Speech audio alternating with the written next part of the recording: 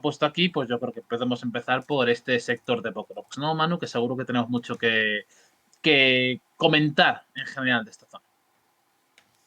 Sí, tiene pinta de que venimos con novedades. Bien, bueno, pues como los que nos venís escuchando recurrentemente hablar sobre la guerra de Ucrania ya sabréis, el sector de Pokrovsk, el sector de anteriormente Ocheretine, anteriormente Avdiivka, es la principal zona de combates, la principal zona de avances por parte de las fuerzas rusas en Ucrania desde hace meses en realidad, ¿no? Aunque se ha acelerado esta tendencia, tuvimos ese pequeño lapso, podríamos decir, que fue la ofensiva de norte de Kharkov, que entonces fue allí la zona principal de combates, ¿no? Pero esta zona ha sido el gran foco del año en general.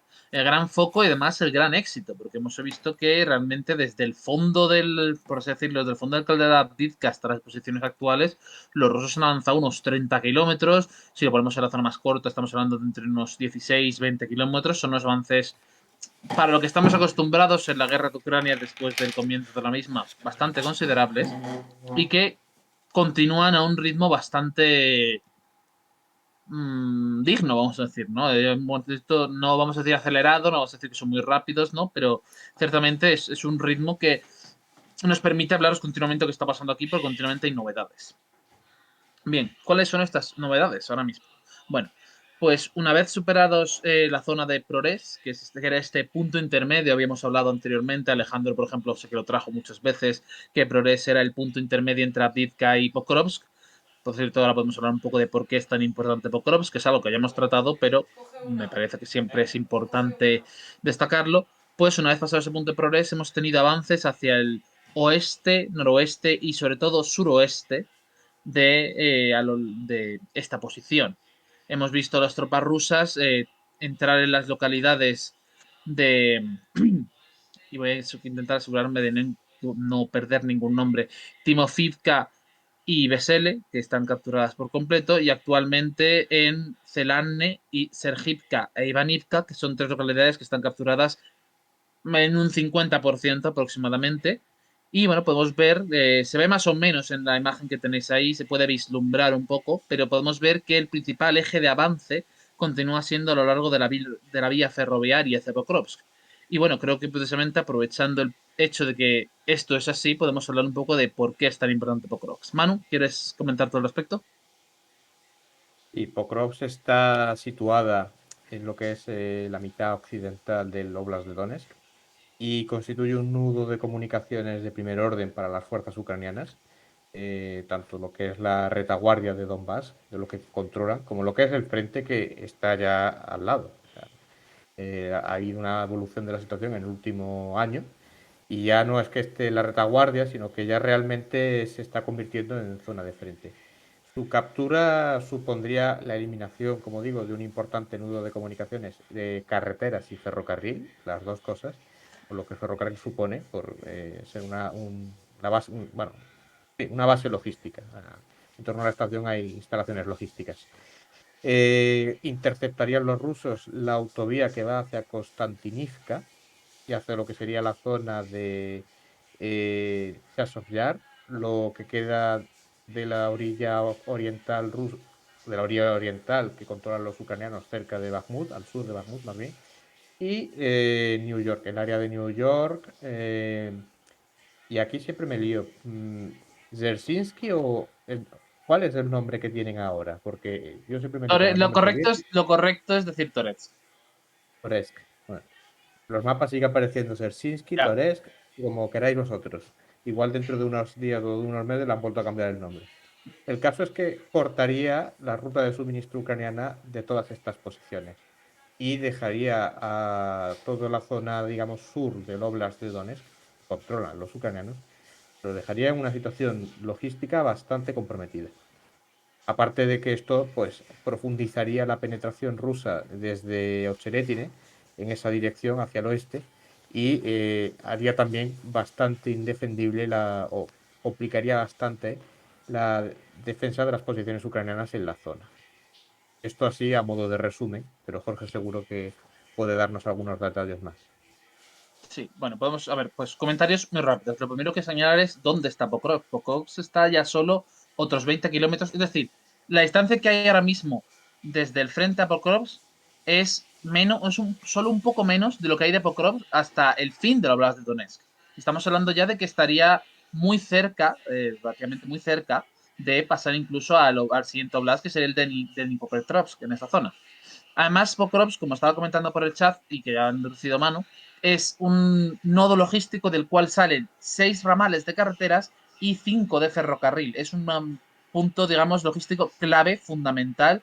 De hecho, yo diría que es el más importante que controla, simplemente por mmm, accesibilidad, por así decirlo, aunque evidentemente podemos hablar de Kramatorsk y Sloviansk son más importantes por ser ese centro de mando, ese centro estructural y centro de población para los ucranianos, ¿no? Pero Pokrovsk es ese nodo logístico clave que además sirve para unir todo el territorio de Donetsk. Si los rusos toman Pokrovsk, no hay carreteras controladas por los ucranianos en Donetsk que pasen del norte al sur. Partirían por completo esas fuerzas ucranianas en la zona, lo cual puede tener también unos efectos significativos. También es importante añadir el hecho de que en Pokrovsk está las últimas fortificaciones serias, por así decirlo, que tienen los ucranianos en la zona y que más allá de estas no ha habido un esfuerzo significativo de establecer fortificaciones. Probablemente esté ahora en marcha hasta cierto punto, ¿no? Pero por ahora no ha sido el caso. Entonces, hablando un poco ya de la incipiente batalla de Pokrovsk, que recordemos, Pokrovsk está ahora mismo a tan solo, dependiendo de por dónde cojamos el límite, si cogemos los suburbios también, a 10 kilómetros, si no, lo alargamos hasta los 16, del frente actual, pues Pokrovsk es una localidad que, por lo que parece, por lo que hemos visto de fortificaciones, por lo que hemos visto de... Bueno, un momento, me están diciendo que se oye doble. No sé por qué.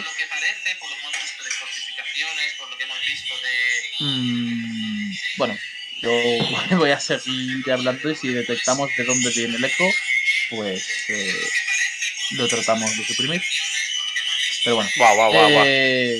perdón, se me ha ido totalmente lo que estoy diciendo. Ah, sí, bueno, que en la batalla de Pokrovsk probablemente eh, veamos un avance hacia la ciudad desde el sur, puesto que hay unas alturas al sur de la ciudad, en la zona de los pueblos de Lysivka, Dachenske, Marinivka, más allá de Novogorodivka, para los que podáis mirar nuestro mapa. Creo que de hecho en el streaming lo tapa mi cara.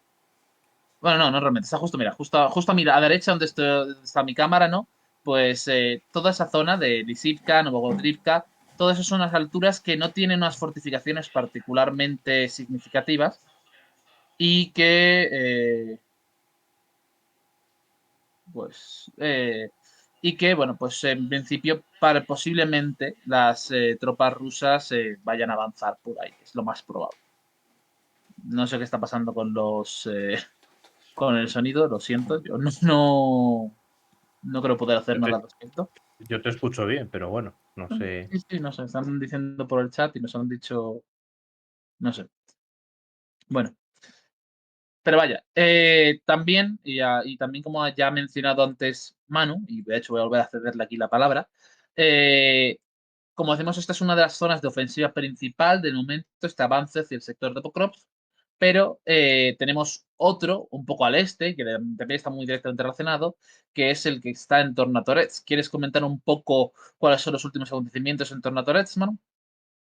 Sí, los rusos ya estaban acercándose a lo que es la avenida principal. Eh, está ahí, mira que lo comentamos hace poco. ¿Eso en qué término municipal queda? Que no Si quedaba vieras muy claro. Si era... el mapa que pasé precisamente de Pulet esta tarde, es bastante conveniente para ver dónde están los términos municipales en ese sentido. Ahora mismo hay, bueno, vamos a explicarlo así, hay 5, Torets es la ciudad principal, por así decirlo, pero hay 5 localidades que son suburbios, por así decirlo, que son Zalizne, Pivdene, Pivnitsna, Druzhba y Dasny. Pues ahora mismo los rusos controlan casi por completo Pivdene, o está como al 90% o así, más del 50% de Zalizne, van bien cerca del 60, podemos decir, como un 40% de Pivnitsne y nada, un 8, 5-8% de Druzhba. Y Dasne nada, porque está al otro lado. Pues están avanzando por toda esta zona de suburbios en dirección a la propia Toretsk, diría capital, ¿no? Pero Toretsk central, como queramos llamar. Y al margen de todo esto tenemos la otra ciudad que es importante porque es la ciudad New del York. sur, que es New York. Te vuelvo a hacer la Sí, palabra. sí. Ahí, como digo, ha habido nuevos avances que realmente están avanzando en dirección suroeste, hacia el oeste, sureste, dentro de lo que son las puntas de lanza de ese principio de cerco que se viene estableciendo sobre las posiciones ucranianas en New York. Ahí la problemática yo creo que es bastante evidente. Los ucranianos mantienen eso a pesar de la exposición a la que están sometidos y de que los rusos pues mantienen la iniciativa, ¿no? Realmente hay que decir que llevan ya desde que empezó el mes de julio, que es cuando los rusos lograron hacer aquella incursión en terreno ucraniano, ¿no? La retaguardia, y ya pues pusieron en evidencia todo el dispositivo defensivo de la zona. Aquí realmente el riesgo que hay es que se vuelva a repetir, si no algo parecido a Avdiivka, pues sí algo que vaya en esa línea. Yo lo que estoy viendo, que ya veremos si esto se produce o no, pero yo lo que estoy viendo es que efectivamente los ucranianos resisten, tanto en las posiciones de la línea de 2014 como en las puntas de lanza del cuello de botella que se ha formado, pero los rusos, por ejemplo, en el norte están avanzando hacia el oeste, ¿no? O sea que si no pueden avanzar hacia el sur, pues desbordan por uno de los flancos hacia el oeste. Y en el sur, donde el principal problema que tienen los rusos es el casco urbano. Allí no es tan fácil maniobrar como pueda ser en la zona de la punta de lanza norte. Aquí la situación que se da es que si esto cae, que podría ser relativamente cercano en el tiempo o no, ya veremos. Pero si esto cae, supone la caída de una de las últimas posiciones que queda de la línea defensiva de 2014-2015, con sus fortificaciones. La otra está en Krasnogorivka, un poco más al sur. Esto es ya lo último que le queda a Ucrania de esto. Eso sería, pues, desde un punto de vista militar y moral, pues sería un golpe. En lo que a Torres se refiere, que la estábamos mencionando, la caída de New York, yo considero que supondría también un grave problema para los defensores de Torres porque dejaría abierto un flanco desde el cual los rusos muy probablemente aprovecharán para avanzar, ¿no? Ya de hecho, cerca de lo que es la punta de lanza norte en torno a New York, hay una colina, es una colina artificial formada de los esteiles de la explotación minera que se produjo en la zona hace ya años, no es reciente. Desde esta colina, por ejemplo, pues ya se va apuntando maneras, ¿no? Ya se va apuntando hacia lo que sería el noroeste de todas esas posiciones. O sea, lo que, como ha dicho Jorge, la capital, dentro de Torres. Y ya digo que ahí mi impresión es que eso pondría en grave riesgo porque probablemente se concentrarían ya los esfuerzos rusos desde lo que sería la línea del ferrocarril un poco más al norte hasta ya la parte norte o sur, si se prefiere, en torno a New York, ¿no? Entonces, esto supondría un grave peligro para Toresk. Y ya después de Toresk, por cierto, está Konstantinivka, que le he mencionado antes, pero bueno, esto de momento queda un poco lejos, pero para situarnos. Recordatorio, por cierto, para todos los que estéis viendo el mapa. Azul, el controlado por Ucrania, rojo, controlado por Rusia, amarillo, zonas capturadas por Rusia en el año vigente. O sea, ahora mismo es en 2024, el año pasado era 2023, y cuando pasemos a enero, pues no habrá zonas amarillas hasta que empiece a haber avances de algún tipo, si la guerra sigue hasta entonces, como posiblemente haga. Eh, bien, ampliando muy brevemente lo que comentaba Manu y aprovechando que nos preguntáis a qué se debe el estancamiento en la toma de New York, por ahora parece que que el grueso de los avances se ha concentrado en el flanco de Zalizne, principalmente. Hemos visto, como veis, ese saliente, comentaba Manu, alrededor de esa colina de estériles mineros. Me gusta el concepto, no había escuchado antes de los estériles mineros hasta que lo ha mencionado Manu hoy y me he quedado con la idea. Eh, y que se está presionando principalmente hasta ahí porque había unas fortificaciones ucranianas al este de New York, en esa bolsa que podéis ver claramente a la derecha, ¿no? Esa zona que está en azul y que está casi completamente rodeada ya por esos dos avances amarillos. Y que es ahora mismo una bolsa que tiene un cuello, por así decirlo, de unos 3 kilómetros más o menos, y en la cual, pues todavía, hasta donde nosotros sabemos, quedan tropas ucranianas y hay un intento de presión para como siempre, bombardear particularmente esas posiciones, pues, de gastar lo máximo posible el ejército ucraniano sin terminar de cerrar la bolsa. Que lo hemos visto muchas veces, lo hemos comentado en muchas ocasiones eh, a lo largo de la guerra, los rusos han generado muchas veces calderos sin llegar a cerrarlos del todo, teniendo la oportunidad de ello.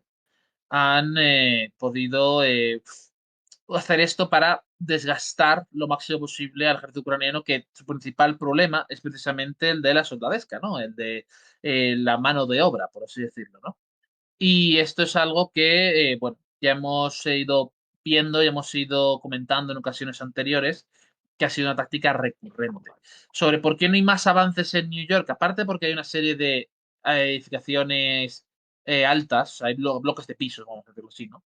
Que son complicadas de tomar, sobre todo, y aparte hay una zona industrial. No sé si tú sabes cuál es la de New York, porque hay, en todo el Donbass hay muchas zonas industriales, ¿vale? No sé cuál es específicamente el parque industrial que hay en New York, pero de algo es. Y bueno, Es una pues estas... fábrica es una fábrica de un material químico que ahora mismo no recuerdo el nombre, que es una fábrica importante en el contexto de Donbass y de Ucrania. De hecho, ahora que no sé si es fosgeno o no, te lo digo ahora en un momento. Me sirve. Eh, Y luego, bueno, aprovechando que pues habré hecho mientras Manu lo piensa, lo que me preguntáis, que a veces más motos por parte de los rusos. ¿Es por escasez de BMP o porque están cambiando de tácticas? No solo por parte de los rusos, también se están viendo por parte de los ucranianos. Y es una cuestión de que os planteo la situación. Creo que a lo largo de otros que habéis escuchado el seguimiento de la guerra de Ucrania, pues, espero que os haya quedado clara la idea de que ambos bandos tienen permanentemente el cielo lleno de drones. De hecho, teníamos hace unos pocos días, que sé que hizo mano el cálculo, no sé si te acuerdas cuánto dijo el nuevo ministro de Defensa ruso, que hasta cuántos drones estaban fabricando ahora mismo al mes. No sé si lo Sí, recordarás, man. Que sé que vimos la cifra. eran un orden, me parece recordar, de decenas de miles, si no recuerdo mal, unos 25.000 creo que era. Algo Puede así me ser, suena. puede ser un número realmente. Y es que es básicamente una situación en la cual la práctica totalidad del frente está permanentemente vigilada.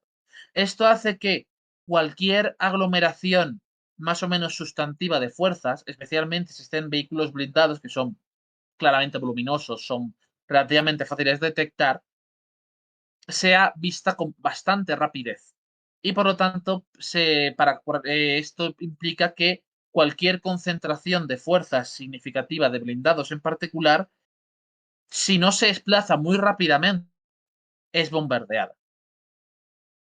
Esto ya le pasó a los ucranianos, es uno de los motivos por los que le fue tan difícil la contraofensiva a los ucranianos en 2023 y le pasa actualmente a los rusos, que no se puede hacer una acumulación significativa de vehículos blindados sin que te la bombardeen hasta convertirla en una pila de hierro humeante. Esto ha llevado a que ambos bandos hayan apostado por utilizar vehículos ligeros y utilizar los blindados en números mucho más pequeños. Siguen siendo de utilidad, siguen siendo de ayuda y encima se han intentado de tomar todas las medidas posibles contra drones, como pueda ser estos tanques tortuga tan famosos, por así decirlo, que se ha llegado a ver, por ejemplo, en la batalla de Konstantinivka o parte de los rusos, de poner todo tipo de defensas posibles contra los drones. Y claro, esta combinación de hechos ha hecho que, junto con obviamente las pérdidas de material a lo largo de la guerra, que son, pues, en la guerra pues ha habido un montón de pérdida de material, pues ha hecho que se incline el uso a motos o jeeps o otro tipo de vehículos más ligeros y que puedan permitir a las tropas rusas moverse lo más rápido posible de una posición de vivienda, de una serie de viviendas a otra. De hecho, hemos visto imágenes, por ejemplo, recuerdo cuando estaba empezando el segundo asalto a Robotine hace unos meses en el sur, en la zona de Zaporizhia, ver cómo literalmente cargaban una serie de vehículos rusos contra la localidad, vaciaban a las tropas y se retiraban por otro punto del pueblo, simplemente teniendo esa única función de tratar de transportar las tropas lo más rápido posible e intentando evitar el grueso del daño que se les podía hacer durante ese proceso. Hay un vídeo, no sé si te acuerdas, que colgamos hace unas semanas de un dron que se acerca a un... me parece que es un jeep o un automóvil, vamos, un vehículo, digamos, normal, ¿no? Y se salvan, los rusos se salvan pero básicamente porque van quemando ruedas y salen por patas de allí y no los alcanza el dron. O si los alcanza me parece que no les toca a ellos, o sea, que es un poco esto lo que tú dices, que realmente cuando salen a campo a través, entre comillas, y en este vídeo recuerdo que no iban campo a través, sino en una carretera donde había árboles, en fin, no era un campo a través absoluto. Salen cagando leches, si se me permite la expresión. Por cierto, ya he recordado, New York, más que un polígono industrial, bueno, sí es un polígono, pero realmente es un complejo. Está todo ligado a una fábrica de fenol, también conocido como ácido carbólico, que es un producto químico que se utiliza, pues, por ejemplo, para fabricación de explosivos, fertilizantes, farmacéuticas, textiles, etcétera, etcétera. En el caso que nos ocupa, tiene bastante tradición en esta zona de Ucrania por el tema de fertilizantes y más recientemente por tema de explosivos, ¿no? Entonces, la fábrica ya ahora mismo está bastante machacada, no tiene mucho valor económico ahora mismo, más allá de las ruinas, que seguro que algún chatarrero lo agradecerá, pero sí, efectivamente es una zona complicada, ¿no? Es un complejo de pues depósitos, que encima pues es una fábrica química, que tampoco es una cosa a la que puedas entrar así por las buenas en ciertas zonas, ¿no? Y ahora pues eso se ha quedado reducido, los almacenes, los depósitos, tuberías, tal, todo eso ha quedado reducido a un amasijo de hierro. Entonces, por allí realmente es complicado. Y luego también, como decía Jorge, ¿no? Es un polígono. El resto de instalaciones que son auxiliares o están ligadas con esta fábrica, también con la línea del ferrocarril, ¿no? Por el tema del transporte, que hay un cargadero. O sea, toda esa zona es complicado operar allí. Es más fácil operar en las casas de alrededor en ese punto que los rusos hasta ahora han procurado por lo menos evitar, ¿no? Al menos no sin unas garantías de poder entrar. Correcto. Luego también, sí, lo comentáis, siguiendo un poco lo que decíamos antes, ¿no? Estáis dando. Sí, es la función de los transportes blindados de personal o de los vehículos de apoyo a infantería lo que están teniendo en este caso, pero es precisamente esa exposición constante al reconocimiento del enemigo y esa exposición constante que si te atacan, si no es con artillería, es con drones, si no es con drones, es con aviación, si no es con aviación, es con tanques que hacen una función básicamente de tiradores a distancias medias, pues básicamente este conjunto hace que la capacidad de supervivencia de los vehículos sea muy baja, en general muy baja. Y en consecuencia, pues vemos mucho más uso de esos vehículos ligeros o avances simplemente de pelotões de infantería o un uso limitado de vehículos blindados de transporte que suelen tener unas pérdidas considerables. Y eso le ha pasado a ambas partes de manera recurrente. Vale. ¿Qué más? Bueno, pues podemos argumentar un poco también cómo están las otras zonas del frente. Bueno, toda esta zona, por cierto, aprovecho que ya que ha sido un tema de conversación en Descifra esta semana, pues lo comento un poco de pasada. Eh, Toda esta zona, tanto la zona de avance de Torets como la zona de avance de Pokrovsk, caen las dos bajo uno de los seis grupos de tropas rusos, que es el grupo Center, el grupo del centro, vaya, que es el que está llevando a cabo el grueso de estas digamos, acciones ofensivas. Como decía, son seis los grupos de tropas que tienen los rusos. Tenemos el que, digamos, se hace cargo de Sumy, Kharkov y de zona norte de Kharkov, que es el grupo norte. Luego tenemos el que iría desde el río Skil hasta... se me ha ido ¿es el Dnieper? ¿Es el Dnieper? No, no es el... No, el No me Dnieper sale no, ahora el nombre. No, no es el Dnieper, es el... ¿cómo se llama? los Ki, ¿te El refieres tú? Donetsk, no, no, el de los Kill al Donetsk, es lo que quería decir, del que va de los Ah, Kill al Donetsk, el sector del eso, frente, sí, sí. que es el grupo Zapata, es el grupo oeste. Luego tenemos el grupo sur, que va precisamente desde ese Donetsk hasta Chasiv Yar. Y luego tenemos el centro, como estaba comentando. Luego tenemos el Vostok, que es el este, que va desde básicamente el Krasnogorivka hasta la zona de Gualiapol en Zaporizhia y luego el grupo Dnieper que va pues el resto, por todo lo que es el río Dnieper y ese pequeño trozo de Zaporizhia que queda.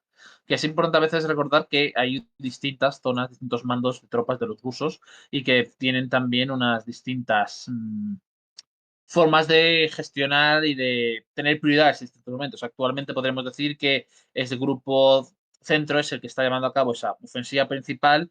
El norte y el Dnieper son principalmente para sostener los laterales del frente y el oeste, el este y el sur son, digamos, presión y tratar de buscar grietas por las que avanzar, pero sin tener ese grueso de tropas, ese grueso de esa prioridad de ofensiva que tiene ahora mismo el centro.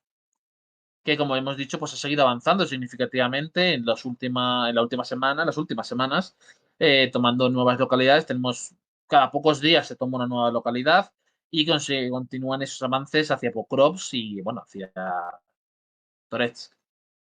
Vale, no sé, sé que se nos va terminando por aquí el tiempo. No sé si tenéis algún tipo de pregunta más, porque habéis hecho un par de preguntas un poco técnicas.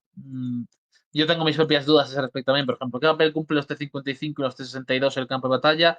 ¿Por qué no están llevando T-64? Sinceramente, no lo sé. No, no es algo que pueda contestar con plena certeza, así que trato de evitarlo. Y bueno, con esta desventaja de los grandes blindados por la visibilidad del campo de batalla, ¿los rusos cambiarán su estrategia a reacondicionar viejos tanques de Guerra Fría o cómo se adaptará la industria militar rusa? Reacondicionar es más barato que hacer tanques más modernos. Y teniendo en cuenta la baja tasa de supervivencia en general, no sé hasta qué punto requiere eso un cambio drástico, al menos, de la gestión de estas grandes stocks, porque eso es bastante barato para los rusos en ese sentido. Por lo tanto, no creo que vayamos a ver un cambio, al menos en ese aspecto concreto en el futuro próximo. Yo creo que ahora mismo los rusos están razonablemente satisfechos con su ratio de avance. Está y con la estrategia que están siguiendo. Muy heredada, por cierto, del denostado Surovikin. Este uso intensivo de la fuerza aérea y de la artillería, seguido por sus avances de infantería y vehículos ligeros, es realmente lo que se instauró inicialmente cuando Surovikin estaba al mando a las fuerzas rusas en Ucrania y que posteriormente pues, ha tenido más o menos un cierto grado de éxito en su uso, al menos a la hora de ganar terreno. Veremos cualquier otros cambios y otras adaptaciones, porque ya sabéis, la guerra de Ucrania está sufre microcambios todos los días prácticamente, eh, y ha habido siempre adaptaciones a nuevas realidades. No me habéis preguntado a nadie, pero voy a sacar yo el tema, que si los F-16 pueden suponer algún tipo de cambio significativo en la circunstancia actuales del frente. Yo personalmente pienso que no. No tienen ni el número de cazas necesarios, ni la cantidad de pilotos entrenados necesarios. Yo creo que los F-16 va a tener ahora mismo una labor más de apoyo y la defensa antiaérea que otra cosa y que no van a exponerlos a las peores zonas del frente por el riesgo de que los derriben. Y Claro. principalmente el problema central de los ucranianos sigue siendo el de la falta de mano de obra, soldadesca, manpower, como queráis llamarlo, que siempre tenemos este debate.